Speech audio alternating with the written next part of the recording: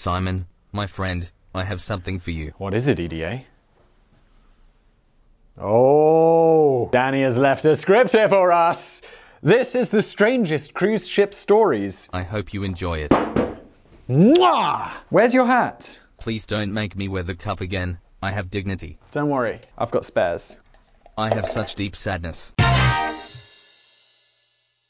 Danny has apparently put us together a script that is not really about business at all. This is the second one in a row. Welcome to Business Blaze, which I would just rename The Blaze, except I think that's a news channel that is slightly right-wing. I'm not sure, let me double check that. It's called The Blaze TV. Oh no, you know it's biased when they say they're fighting back against bias. Blaze TV is fighting back against the liberal bias of the mainstream media. Oh god, what have I done? Oh no. This is how Black Lives Matter plans to destroy the family. Oh! Subscribe to this channel because then we can have more subscribers than these right-wing fucks.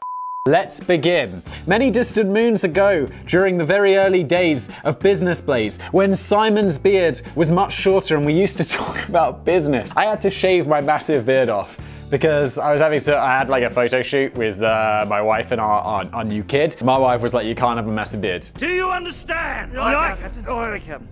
And I'm like, all right. So I shaved it off. Oh, I wrote a script about airlines, which included a short section on an airline for dogs. Well, it carried other types of passengers too, but most of the furry flyers were dogs. I thought it was a kind of sweet idea, but I got the impression that Simon wasn't too keen. Yeah, I thought it was dumb, and I let everyone know it. And then everyone was like, Simon, you're a monster. And I was like, yeah, that may be. So imagine how thrilled Simon is going to be when he finds out that I've since discovered cruises for cats. Oh no, why? Or at least I thought I had. The Meow Meow cruise first appeared on First Sight to offer the complete package for salty sea cats, including excursions off-trip, group dining, the Meow Meow mixer cocktail party, and fun scavenger cat hunts. Look, you can't have a cocktail party with cats because it'll get you cancelled. There was that YouTuber who fed her cat vodka when she was drunk.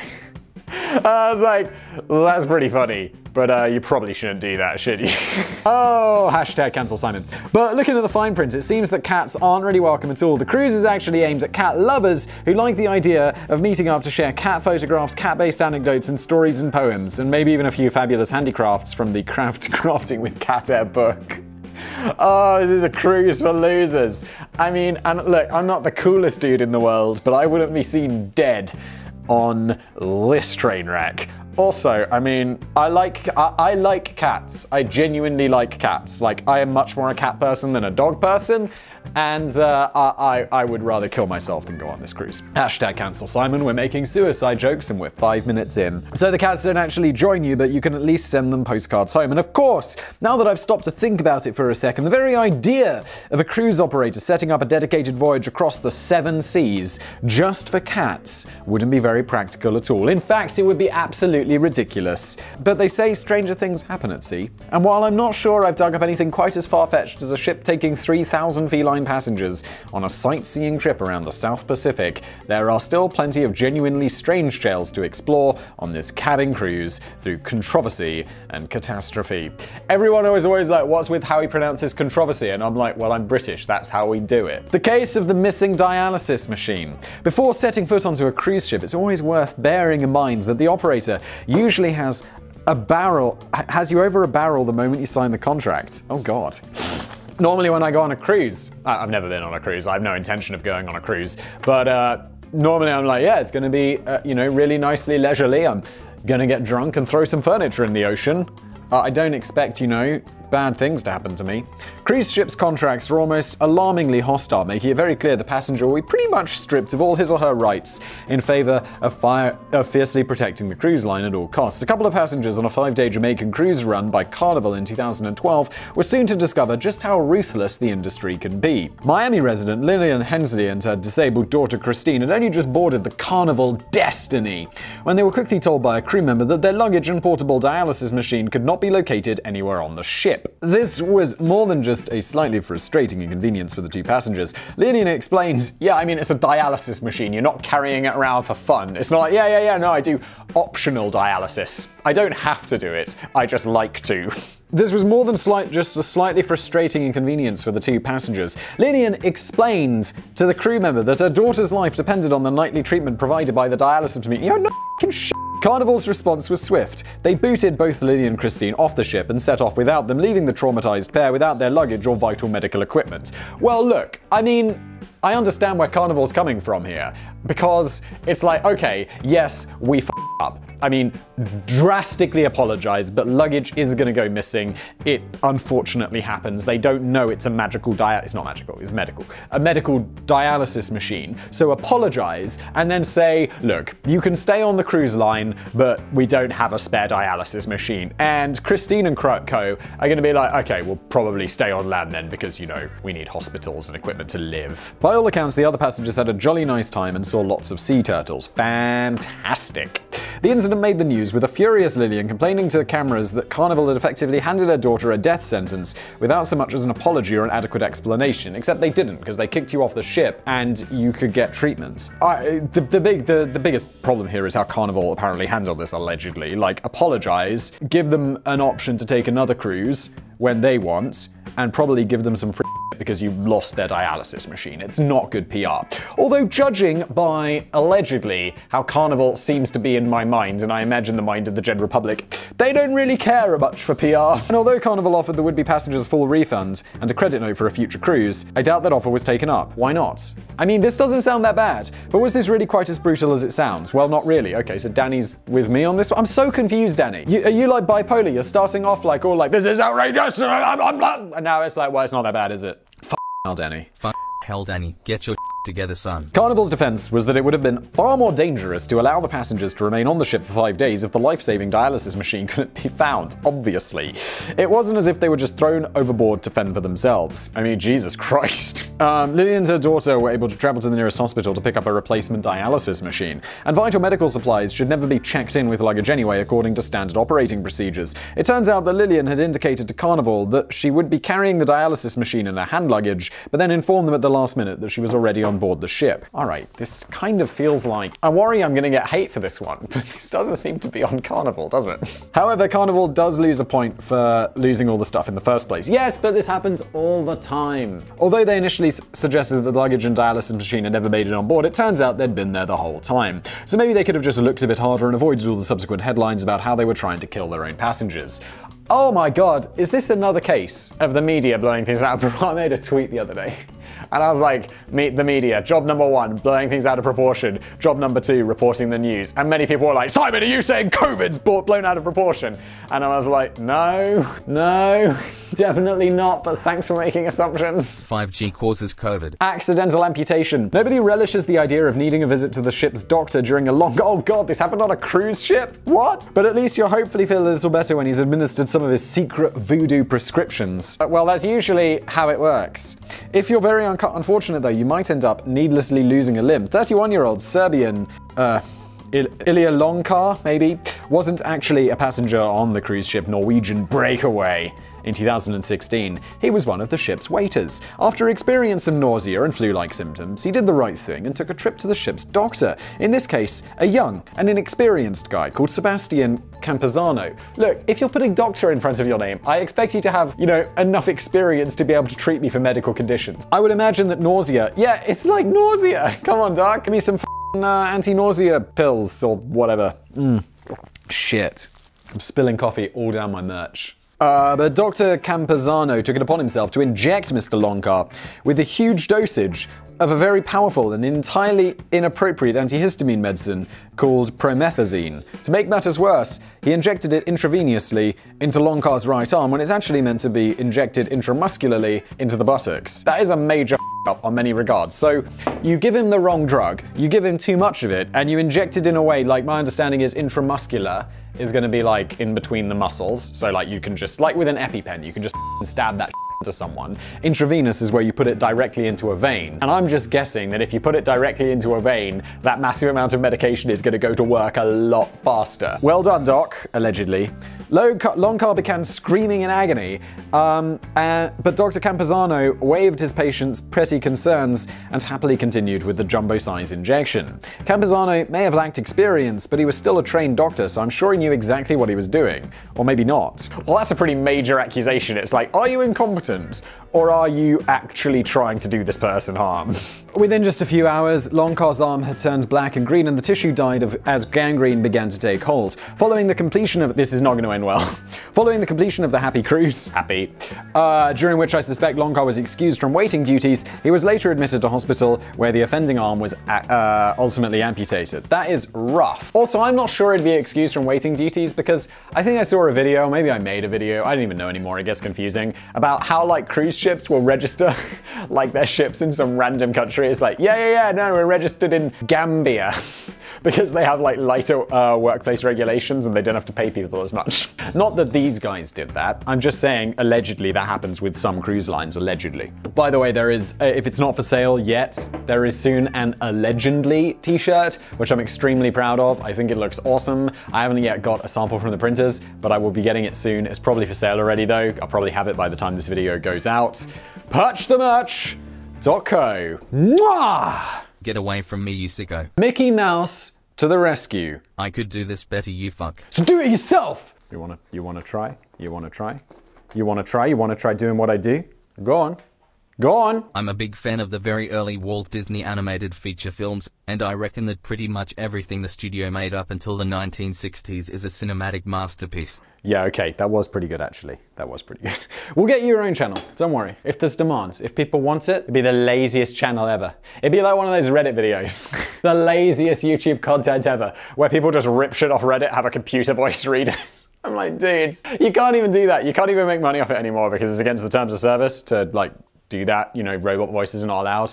So I guess I couldn't. But I mean, ETA is basically real. He's real to me, he's real to you guys. You need help. I'm sorry, Wilson! Wilson, I'm sorry! I'm a big fan of the very early Walt Disney animated feature films, and I reckon that pretty much everything the studio made up until the 1960s is a cinematic masterpiece.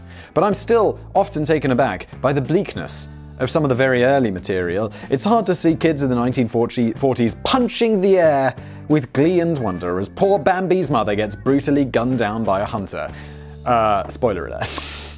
But on the plus side, things usually end on a wonderfully upbeat and positive note. And there's a similar sort of pattern in this real-life tale, which comes liberally sprinkled with a bit of Disney's magic. In January 2015, Royal Caribbean's Oasis of the Seas departed Port Everglades in Florida to set sail on a 7-night cruise to the Western Caribbean. One of the biggest cruise ships in the world, the Oasis of the Seas was carrying around 6,360 passengers at a time. But before the mighty ship reached its final port of call in Cozumel, the passenger number was destined to discreetly drop to 6,359. Okay, that's one person, Danny. We could just say that. Just after— people must die on cruises all the time. I mean, in my mind, I imagine like 90% of people who go on cruises are old. So I mean, you know, many of them are gonna die on the cruise, right? Because they'll, I don't know, they'll be drinking, they'll be eating, they'll be getting all excited about water. I don't know. I don't know what's up with cruises. Just after 6 a.m. on January the 15th, the 22-year-old guy called Frank Jade went for an early morning stroll on an open deck when a massive wave threw him overboard the vessel. Now, that must have been a massive wave. Although this was captured on CCTV, nobody on the ship was aware of the accident at the time, a situation not helped by the fact that the ship had yet to install automatic man-overboard systems. How do they detect if a man's got overboard? That's pretty awesome. So the Oasis of the Seas continued on its journey, utterly oblivious to the fact that it was abandoning a young man to a watery grave. Frank Jade was treading water for around 90 minutes, and then must have assumed that it'd thrown a 7. I don't get the joke! Just in case it is funny. Ba-da-boom-boom! Purchthemerch.co. But against all odds, Walt Disney came to the rescue. Well, not Disney himself, obviously, he's been dead for 50 years. But by a staggering coincidence, the Disney Magic cruise ship just happened to be passing through the exact same stretch of water at around 7:30 a.m., and the flailing arms of Frank Jade were quickly spotted. Oh my god, this guy's gotta be like— I mean, if I fell off a cruise ship in the middle of the sea, I'd be like, I am truly fucked. I'm gonna try swimming towards I don't know where we came from, but I'm screwed. And it's another cruise ship, so it's at least nice. No, you know, if I got picked up by anything, it'd just be like a giant oil tanker. I'd be like, so what are we gonna do on here? And it's like, there's nothing to do. It's a oil tanker. Lifesavers were thrown into the water and Frank Jade was dragged aboard Mickey Mouse's ship, after which he was taken to a local hospital before getting flown back to the United States. It was an unexpected happy ending, as the chances of falling overboard on a cruise ship only to be rescued by another must be pretty astronomical. You bet they are.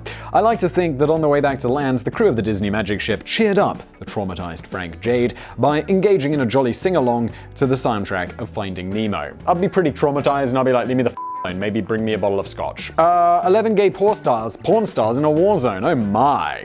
An unusual lawsuit filed against RSVP Vacations in 2012 made an astonishing claim that the gay and lesbian cruise company had unceremoniously dumped 11 of its passengers in an Islamic country in crisis. The lawsuit was filed by Bel Ami Online, a Czech company who specialize in gay erotic entertainment, oh my. The company claimed the RSVP Vacations had privately hired 11 of its attractive young employees to mingle with passengers on a gay Mediterranean cruise, but without ever letting on that they were being paid to do so. However, it's claimed that RSVP Vacations had a sudden change of heart during the cruise when they felt that the Bellamy employees were attracting too much attention, and so it was decided to dump them all in the first port of call in Tunisia. That sounds like a bad idea. The main problem here is that the Islamic country was dealing with the aftermath of their role in the violent uprising which became known as the Arab Spring. Yeah, we've heard of that one. And also, I don't know how friendly these countries are gonna be to the gay community, and ultimately led to the removal of the long-serving Tunisian president at the cost of scores of lives. The 11 conspicuous gay porn stars had been marooned in a war zone country in which homosexuality was illegal, with no visas and no means of getting home, and none of them could even speak the local language. Oh, this is not going to end well. In their defense, RSVP Vacations, it already didn't end well for them. RSVP Vacations denied ever making a private agreement with the Bellamy employees. They also claimed that the employees had been causing distress to other passengers by openly filming a pornographic video on board the vessel. Oh, and had grumpily decided to disembark in Tunisia when they were ordered to pack it in with all the porn. Fortunately, the Bellamy employees were eventually able to obtain visas and get home safely, but we may never know the whole truth of the story. The case was dismissed due to lack of federal jurisdiction, as they were foreign entities involved on both sides of the action. And the cruise ship was probably registered in Gambia. Next up, the Poop Cruise. Perhaps one of the most infamous cruises of all time was a Carnival cruise from St. Martin to Mobile, Alabama in 2013.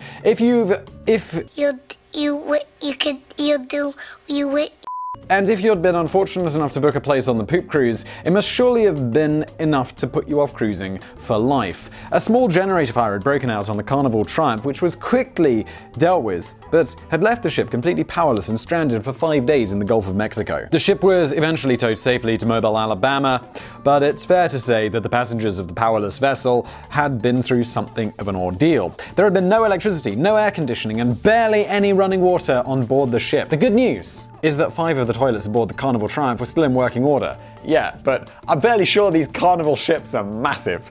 The bad news is they're to be shared between 4,200 passengers. Oh my god, can you imagine the state of those toilets? So in order to beat the pesky queues, passengers were advised to urinate in their showers and defecate into red plastic hazardous waste bags, which could then be stuffed into garbage cans left out in the hallways. Oh my god.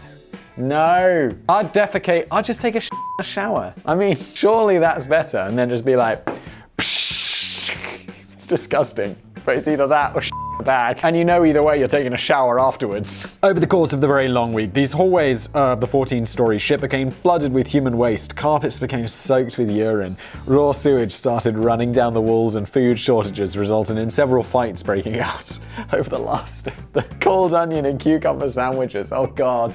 And everything's gonna spoil because they have no power. This is absolutely brutal. Surely a cruise company, 4,200 people is a lot of people to evacuate though. Get another boat out there ASAP. Get some helicopters out there to get the old people and children off. When the nightmare was finally over, the cheering passengers were finally towed back to Mobile, Alabama, and there wasn't much of a crowd to greet them despite the widespread media coverage of the Poop Cruise. This was largely because of the dreadful stench emanating from the Carnival Triumph, and it could make your eyes water from miles away. It allegedly, I mean it couldn't, but that is a good joke. allegedly.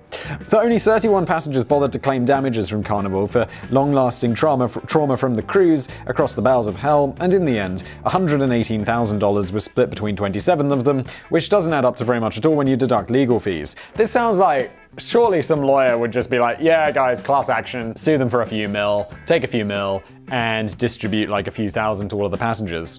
Come on lawyers, get your shit together, chase those ambulances. And quite remarkably, it didn't inflict too much damage on the reputation of either Carnival or the ship itself, although it later did get cheerfully rebranded as the Carnival Sunrise. So the ship's still out there, they just renamed it. Cruise ship versus military warship.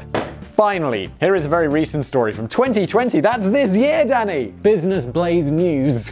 Which just goes to show how careful you need to be when picking a fight, even if the other guy looks a lot smaller than you. On the 30th of March, the German 5-star expedition cruise ship RCGS Resolute had drifted into international waters just off the coast of a Venezuelan island. Although the Resolute was capable of carrying 146 passengers, it was at this point just carrying a standard maintenance crew who were very busy repairing one of the engines before a planned rendezvous with a sister ship in Curacao. The cruise ship soon caught the attention of a Venezuelan Navy patrol vessel called the Naiguata. Maybe. The military crew from the Naiguata were already feeling quite jumpy. Just days earlier, President Trump had branded Venezuelan President Nicolas Maduro a wanted drug trafficker. And the tensions were gradually running high, generally running high in the Caribbean waters. I mean, Nicolas Maduro is a lot of things. Is he really a drug trafficker? I mean, that seems a bit unnecessary. Can't he just steal from the economy? Does he really need to traffic drugs?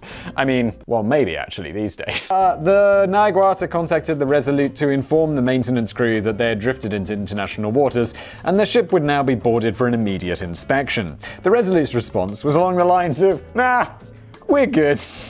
They were already late for their rendezvous with their sister ship, and they didn't really have much time for all of this silly pissing about with soldiers. They had an engine to fix. They are in international waters, right? So the Venezuelan ship shouldn't really have any authority over them. I mean, except the fact that they probably have guns and shit. Where are the armed men who come in to take the protesters away? Where are they? This kind of behavior is never tolerated in Boracua. At this point, the Naiguata demanded that the Resolute follow them immediately under escort to the nearest Venezuelan harbor for further questioning or face attack. Oh, boys. The crew of the Resolute were already put down their cups of tea and newspapers and figured out that they'd best get in contact with their home office to get further instructions. But while they were doing this, the crew of the Naiguata got impatient and fired warning shots at the Resolute, and then went one stage further and started ramming the vessel in an attempt to push the Resolute in the direction they wanted it to go. F***ing hell. Believe it or not, jail, right away. It's worth pointing out that the Naiguata was a pretty hardcore military vessel equipped with naval guns and deck-mounted machine guns and all kinds of crazy angry shit. In contrast, the Resolute was just a nice cruise ship that could go quite fast and boasted an impressive 80-seat theatre. I mean, this ship could only take 100-something people, but it's got an 80-seat theatre? That's cool. But it was also a purpose-built polar expedition vessel equipped with a super tough reinforced hull ready to withstand the pressures of Arctic ice flows. So when the Naiguata started fiercely ramming the Resolute, they caused barely any damage at all to the cruise ship, but it did cause an incredible amount of damage to their own vessel. This is too good. Oh, in fact, the Naiguata became so badly beaten up that it began rapidly to take in water and it sank. Oh my god, I'm sorry, this is just so unfortunate. Fortunately, the 44 crew members of the Naiguata were rescued by the Venezuelan. Oh, it'd be ironic if they were rescued by the cruise ship. They were like, alright, we'll throw some lifeboards overboard, okay? They were rescued by the Venezuelan Navy, and they all lived foolishly to fight another day. They were last spotted losing a dramatic sea skirmish against 3,000 cats on board a Meow Meow cruise. This has been Business Blaze. I've been Simon. The script is written by Danny. Sam added all the memes. ETA made a pretty solid attempt at becoming a true co-host. Brian, the meme accountant, adds up the memes, and I'll see you next time. Hello darkness, my old friend.